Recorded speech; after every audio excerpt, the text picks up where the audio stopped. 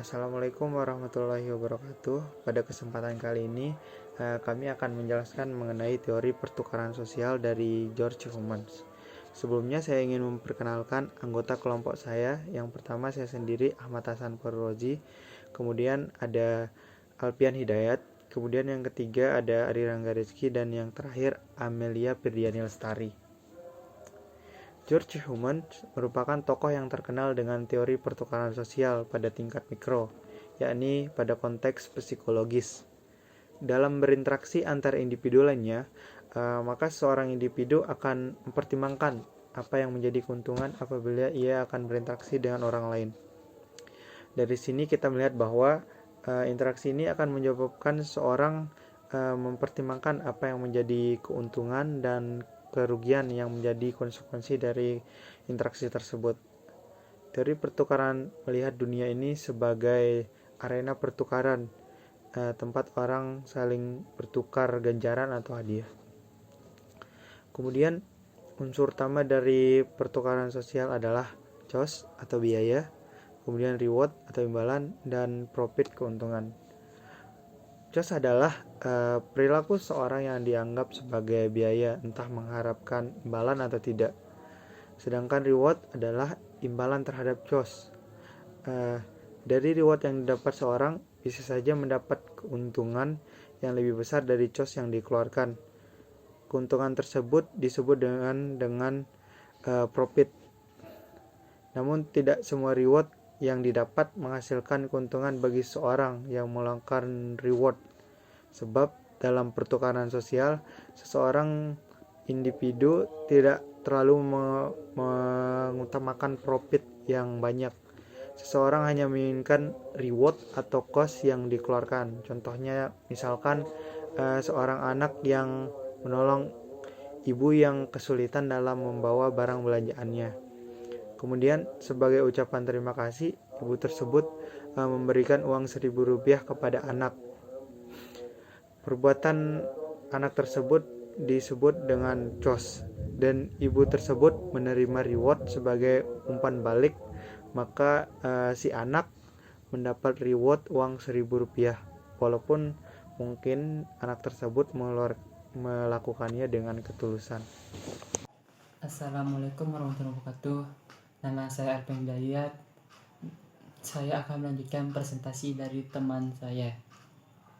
Ada beberapa proporsi yang mendasari dari inti teori pertukaran sosial. Di antaranya adalah proporsi sukses. Asumsi dasar dari proporsi sukses adalah ketika Homans berusaha mencatat beberapa hal khusus terkait dengan proporsi sukses, yaitu meskipun umum, benar bahwa imbalan yang semakin sering dilakukan mendorong peningkatan frekuensi tindakan. Artinya bahwa semakin sering tindakan seseorang dihargai, maka semakin sering orang itu melakukan tindakan yang sama. Sebaliknya, semakin sering tindakan seseorang itu gagal atau tidak mendapat penghargaan, maka tindakan itu tidak akan diulangi lagi olehnya. Kemudian, proporsi tentang suatu rangsangan di mana Homans beranggapan bahwa ia tertarik pada proses generalisasi, yaitu kecenderungan untuk memperbanyak perilaku pada situasi dan peranan yang sama. Homans memberi penjelasan ketika pada masa lampau ada satu atau sejumlah rangsangan di dalam tindakan seseorang yang mendapat ganjaran, maka semakin rangsangan yang ada menyerupai rangsangan masa lalu itu, maka semakin besar kemungkinan bahwa orang tersebut akan melakukan tindakan yang sama. Sekian dari saya. Wassalamualaikum warahmatullahi wabarakatuh. Selanjutnya ada pula proposisi kelebihan kekurangan. Ketika seseorang makin sering menerima imbalan tertentu, maka ia kurang bernilai imbalan yang selanjutnya diberikan kepadanya. Unsur waktu menjadi sangat penting di dalam proposisi ini. Orang pada umumnya tidak akan lekas jenuh kalau ganjaran itu diperoleh sesudah waktu yang cukup lama. Kemudian proposisi agresi dan pujian, yaitu dalam bagian ini ada dua proposisi yang berbeda. Proposisi yang pertama, bila tindakan seseorang tidak memperoleh ganjaran seperti yang diharapkannya atau mendapat hukuman yang tidak diharapkannya, maka semakin besar kemungkinan bahwa dia akan menjadi marah dan melakukan tindakan yang agresif.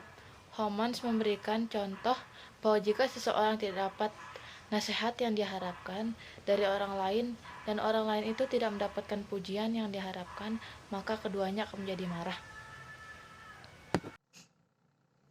Baik, saya di sini akan melanjutkan presentasi dari teman saya. Proposisi yang kedua lebih bersifat positif.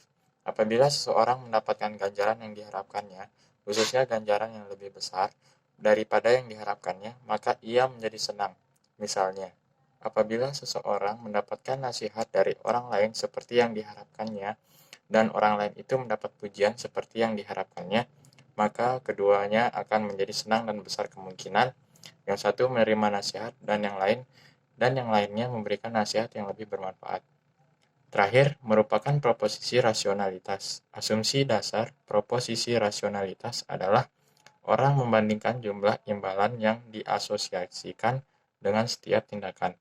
Imbalan bernilai tinggi akan hilang nilainya jika aktor menganggap bahwa itu semua cenderung tidak akan mereka peroleh. Sedangkan imbalan yang bernilai rendah akan mengalami pertambahan nilai jika semua itu dipandang sangat mungkin diperoleh. Jadi, terjadi interaksi antara nilai imbalan semua dengan kecenderungan diperoleh imbalannya. Baik, sekian dari kelompok kami. Terima kasih. Wassalamualaikum warahmatullahi wabarakatuh.